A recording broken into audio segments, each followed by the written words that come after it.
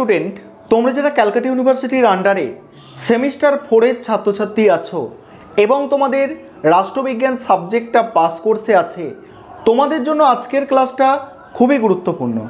আজকের ক্লাসে তোমাদের SEC B1 পেপারের 100% কমনযোগ্য বড় প্রশ্নের সাজেশান নিয়ে আলোচনা করব।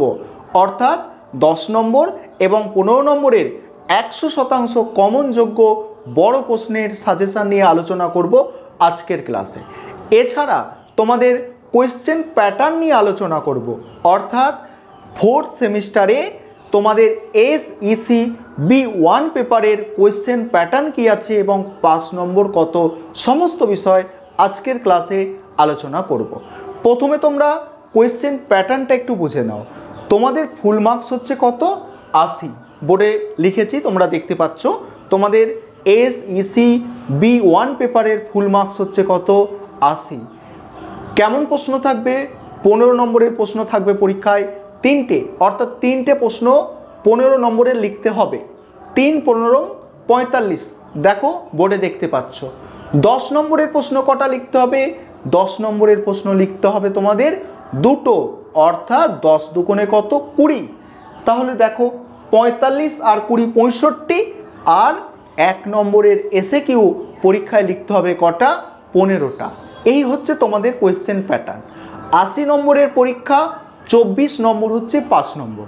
পাস করতে গেলে 24 পেতে হবে। এবারে সাজেশানটা তোমরা ভালো করে মনোযোগ সহকারে শোনো।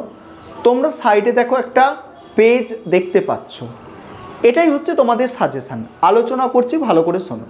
প্রথমে হচ্ছে 15 নম্বরের প্রশ্নগুলো আমি বলবো। 15 নম্বরের প্রশ্ন, 15 নম্বরের প্রশ্ন আমি কটা রেখেছি? 15 নম্বরের প্রশ্ন এখানে কিন্তু আমি বেশি রাখিনি। এখানে 15 নম্বরের প্রশ্ন আমি 9টা রেখেছি। মোস্ট ইম্পর্টেন্ট প্রশ্ন 9টা রেখেছি। এই 9টার মধ্যেই তোমরা কমন পাবে। 3টে প্রশ্ন কমন পাবে। 45 নম্বর তোমরা লিখে আসতে পারবে পরীক্ষায়। শুনে নাও, 15 নম্বরের জন্য যে প্রশ্নগুলো তোমরা তৈরি করবে সেগুলো প্রথমে শুনে নাও। প্রথম প্রশ্ন, অর্থাৎ 1 নম্বর প্রশ্ন আছে তোমাদের যে গুণগত গবেষণার উপাত্ত সংগ্রহের উৎস বা উপায় আলোচনা করো। আরেকবার বলছি প্রশ্নটা, গুণগত গবেষণার উপাত্ত সংগ্রহের উৎস বা উপায় আলোচনা করো। দ্বিতীয় প্রশ্ন আছে নমুনার সংজ্ঞা দাও, এর বিভিন্ন রূপগুলি কি কি? নমুনার সংজ্ঞা এবং তার বিভিন্ন রূপগুলি কি কি? 3 নম্বর প্রশ্ন, 3 নম্বর প্রশ্ন আছে উপাত্ত বিশ্লেষণে হিস্টোগ্রাম পদ্ধতি আলোচনা করো। উপাত্ত বিশ্লেষণে হিস্টোগ্রাম পদ্ধতি আলোচনা করো। 4 নম্বর প্রশ্ন আছে গবেষণা পরিকল্পনার উদ্দেশ্য বর্ণনা করো।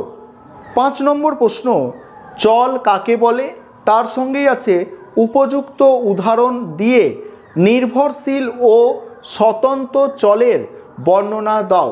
নির্ভরশীল ও স্বতন্ত্র চলের বর্ণনা দাও। পরের প্রশ্ন আছে 6 নম্বর প্রশ্ন গবেষণাপত্র লেখার পদ্ধতি আলোচনা করো। গবেষণাপত্র লেখার পদ্ধতি আলোচনা করো।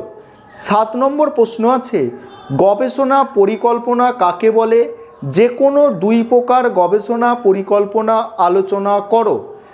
8 নম্বর প্রশ্ন আছে সামাজিক গবেষণার নৈতিকতার বিষয়গুলি আলোচনা করো।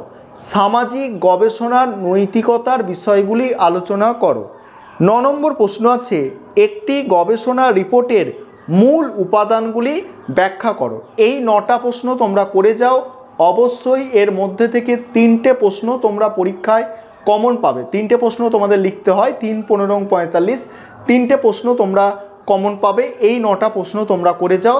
একটা এক্সট্রা প্রশ্ন দিয়েছি, তোমরা দেখতে পাচ্ছ সাইডে যে একটা ডাটা দিয়েছে। ডাটা দিয়ে কি বলা হচ্ছে যে এর সাহায্যে মানে উপযুক্ত গ্রাফ চিত্রের সাহায্যে এই তথ্যগুলি ব্যাখ্যা করতে বলা হয়েছে। এবারে 10 নম্বরের প্রশ্নগুলো আলোচনা করব। 10 নম্বরের প্রশ্ন আমি 5টা রেখেছি সাজেশানে, আর এখানে তোমাদের 2টো প্রশ্ন পরীক্ষায় লিখতে হয়। আশা রাখি এই 5টা প্রশ্নের মধ্যেই তোমরা 2টো কমন পেয়ে যাবে।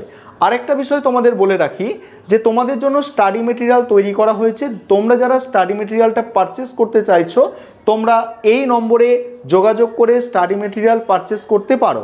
আমাদের পলিটিক্যাল সায়েন্সের সেমিস্টার 4-এর জেনারেল অর্থাৎ পাস কোর্সের SECB1 সাবজেক্টের স্টাডি মেটেরিয়ালের প্রাইস রাখা হয়েছে 400 টাকা। বিগত বছরগুলির মতো এবছরেও তোমাদের 400 টাকা রাখা হয়েছে।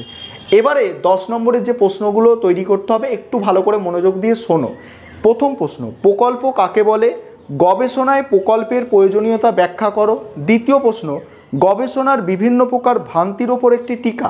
গবেষণার বিভিন্ন প্রকার ভ্রান্তির ওপর একটি টিকা। 3 নম্বর, পরিমাণগত গবেষণার তথ্য আহরণের উৎসগুলি আলোচনা করো। 4 নম্বর, উপাত্ত বিশ্লেষণে রাশিবিজ্ঞানগত বিভিন্ন পদ্ধতি উল্লেখ করো।